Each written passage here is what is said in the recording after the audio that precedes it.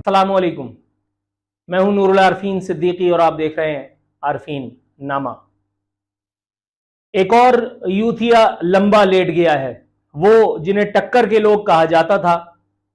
अब उनकी हालत यह है कि दीवारों पर टक्करे मारते फिर रहे हैं। गोया बाल्फाज दीगर यह भी कहा जा सकता है कि इमरान रियाज मारूफ यूथिए एंकर और नाम नहाद सहाफी के बाद एक और सॉफ्टवेयर अपडेट हुआ है और इस अपडेशन का शिकार बने हैं उस्मान डार। उस्मान डार अपनी जज्बाती अदाकारी की वजह से मशहूर हैं।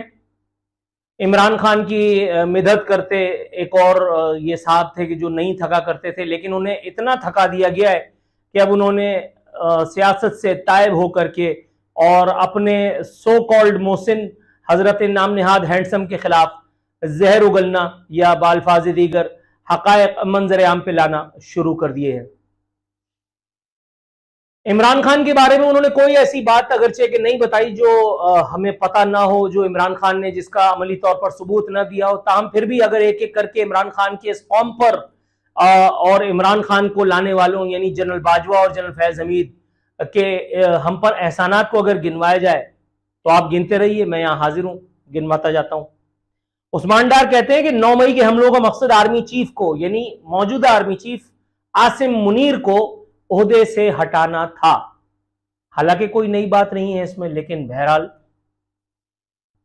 जनाबन उस्मान डार जो है वो उन्होंने पार्टी अपने चेयरमैन के खिलाफ इमरान खान दी हैंडसम सो कॉल्ड के खिलाफ चार्जशीट पेश करते हुए कहा है कि 9 मई के वाकयात का मंसूबा चेयरमैन पीटीआई की जेर सदारत जमान पार्क में बनाया गया और इसके बाद वो फंदा जिसे उसूली तौर पे तो बगावत के इल्जाम में, स्टेट ऑफ पाकिस्तान के खिलाफ बगावत के इल्जाम में फांसी का फंदा होना चाहिए था, लेकिन बहरकैफ वो एक फंदा इमरान खान के गिर्द जो है वो उसकी गर्दन के गिर्द जाकर के और टन से फिक्स हो गया है।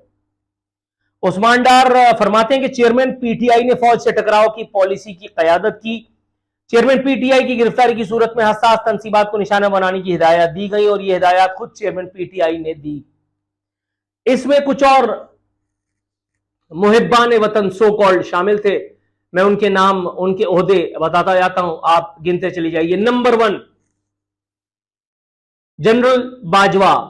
जनरल बाजवा का जब मैं नाम लेता हूं तो जनरल बाजवा का मतलब इंस्टीट्यूशन होता है। जी हां, बिल्कुल मैं इंस्टीट्यूशन की बात कर रहा हूं, इसलिए कि अगर इंस्टीट्यूशन को पता है कि उनका जो हेड है वो झक मार रहा है, वो एहसान फरामोशी कर रहा है, मुल्क दुश्मनी कर रहा है, उसके बावजूद भी ये जो इतने सारे कोर कमांडर्स हैं जिनके इजलासों की खबरें अखबारात में शाया होती हैं और दिखाया जाता है कि कोर कमांडर्स ने मुल्क की दिफाई सूरत हाल पर गौर व खौज किया, तो मुल्क के दिफा को खतरा जब जनरल बाजवा और जनरल फैज से था तो ये कोर कमांडर्स उस वक्त क्या कर रहे थे?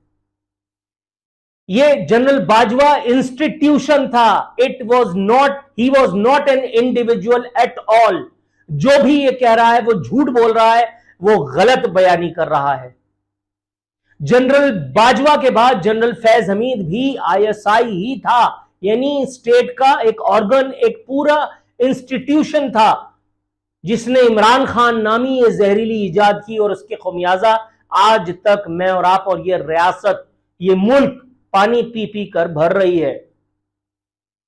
इसके अलावा इस एक सूरत हाल का जिम्मेदार वो बंदियाल, उमर अता बंदियाल नामी सबसे बड़ा सियासतदान था जो साकिब नासूर जैसों के बाद हम पर मुसल्लत हुआ और जिसने इस इमरानी फितने को हवा दी। उसके बाद इस साजिश का एक अहम जो हिस्सा थे वो मीडिया इदारे थे, वो शुएब शेख, सलमान इकबाल जैसे लोग थे, वो बोल और एआरवाई, बोल पुराना वाला, वो बोल और एआरवाई जैसे वो इदारे थे कि जिन्होंने इमरान खान को बढ़ावा दिया। और मैं आपको एक और बात बताऊं, इमरान खान को प्रोटेक्ट करने वाले, मैं 50 दफा बता चुका हूं, फिर दोहराए देता हूं कि इमरान खान को प्रोटेक्ट करने वाले पाक फौज की आला तरीन कयादत में से कुछ लोग थे। उनमें से कई को घर भेज दिया गया है, लेकिन सिर्फ उनका घर भेजा जाना जरूरी नहीं, उनको वाकई करार, वाकई सजा देना भी जरूरी है। इस एक वक्त में कभी उस्मान डार आकर के जो है वो प्रेस कॉन्फ्रेंस करता है, चेयरमैन पीटीआई के खिलाफ जो है वो बातें करता है कि जो हम और आप पहले से जानते हैं। लेकिन जनरल बाजवा और जनरल फैज हमीद पर अभी तक हाथ नहीं डाला गया। मैं आपको यह बता दूं कि यह फेवरेटिज्म की बदतरीन शक्ल है। अब मामला जहां पर आ चुके हैं माजरत, अब मामला जहां पर आ चुके हैं वहां ये लॉलीपॉप नहीं दी जा सकती जो नवाज शरीफ देने की कोशिश कर रहा है। उसको लग रहा है कि कौम इस झांसे में आ जाएगी।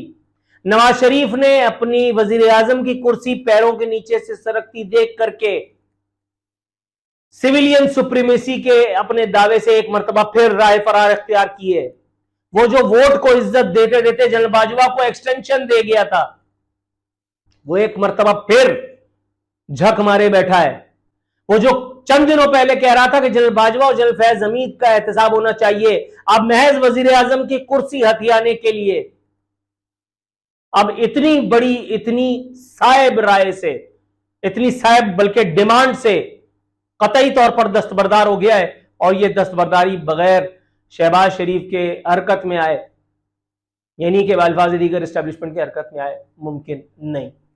उस्मान डार जैसे छिछोरों, तिलंगों, तुच्चों की प्रेस कॉन्फ्रेंस से मामला सुलझेगा नहीं हुजूर।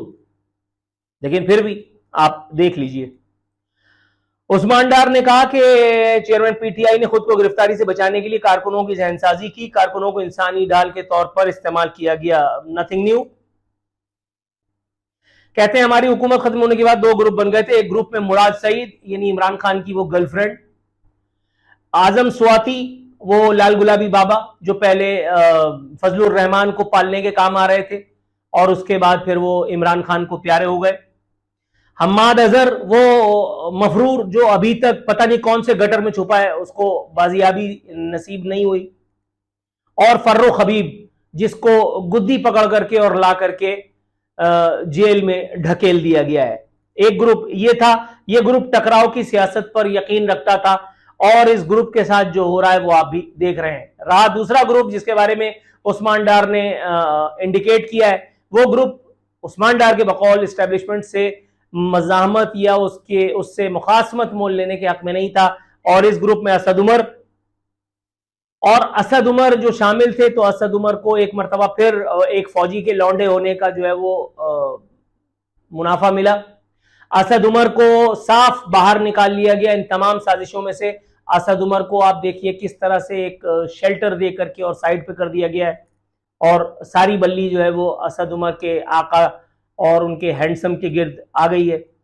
अली मोहम्मद खान जो है, मैं उनके बारे में सब बोलना क्या कहूँ, उनको तो जितनी सजा मिल गई ठीक है। शफकत महमूद का भी कुछ नहीं हुआ, इनकी कोई खबर नहीं आ गई। मजीद कहते हैं जराबे वाला, क्या कहते हैं भाईजान, ये एक शर्मनाक वाकया था जिसकी जितनी मजम्मत की जाए कम है, हम जानते हैं ये बात।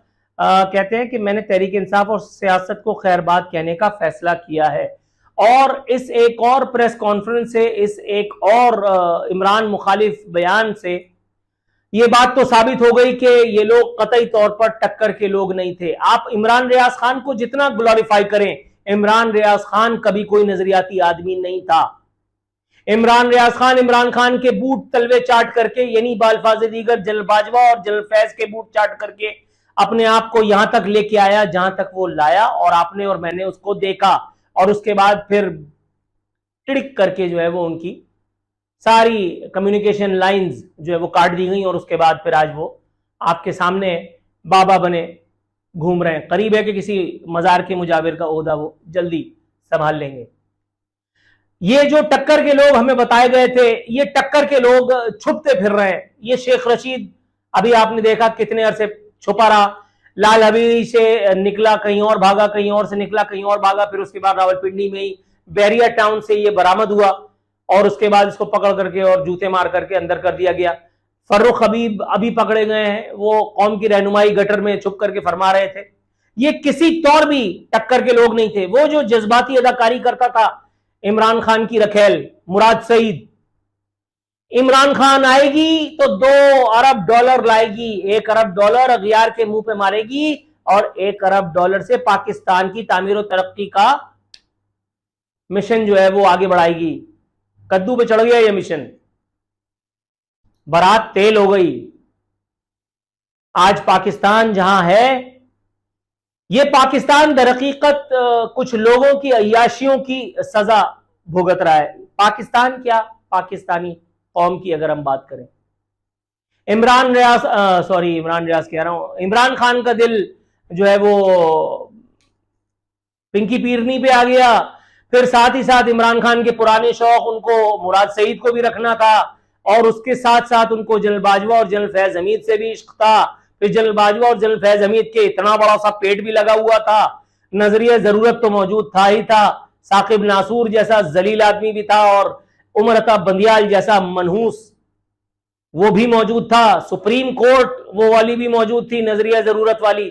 आपने कभी सुना, आपने कभी सोचा था कि sitting chief justice of supreme court इस वक्त, जिनके बारे में जब मैंने एक एपिसोड बनाई तो बड़ा आग लगी थी लोगों की चुर्की में, लोगों ने मुझे कहा कि मैं खुशामद कर रहा हूं, सिटिंग चीफ जस्टिस पार्लियामेंट की बालादस्ती की लड़ाई लड़ रहा है, पार्लियामेंट की तौकीर की हवाले से बातें कर रहा है, और इसकी जो हियरिंग हो रही है, जो लाइव टेलीकास्ट भी हो रही है, उसमें मैं और आप उनकी ऑब्जर्वेशंस जो है वो देख भी रहे हैं। अपने इख्तियार से ये चीफ जस्टिस दस्तबरदार भी हो रहा है, और साथ ही साथ वो जजेस के माजी में रवा रखे गए रवैये पर लान तान करके खुद ये एडमिट कर रहा है कि जजेस भी दूध के धुले इस मुल्क में तो नहीं थे। उस्मान डार जैसों की प्रेस कॉन्फ्रेंस से किसी का पेट नहीं भरना है हुजूर। जरूरत इस बात की है कि जड़ तक पहुंचा जाए, और जड़ को उखाड़ करके जनरल बाजवा और जनरल फैज हमीद जैसे जलील लोगों को, दोबारा कहता हूं, इन जैसे जलील लोगों को, इन जैसे मनहूस लोगों को, इन जैसे बेहया और बेशर्मों को, इन जैसे मादा परस्त और इक्तदार के भूखे लोगों को कैफर किरदार तक पहुंचाया जाए, इन्हें करार वाकई सजा दी जाए, ताकि आइंदा ये जो लेबोरेटरी है ना इजादात की, इसमें किसी और को इस तरह के छिछोरे तजुर्बात करने का ना ही मौका मिले, और ना ही ये कौम मजीद जलील और रुस्वा हो जिस तरह से वो आज हो रही है। फी अमान अल्लाह।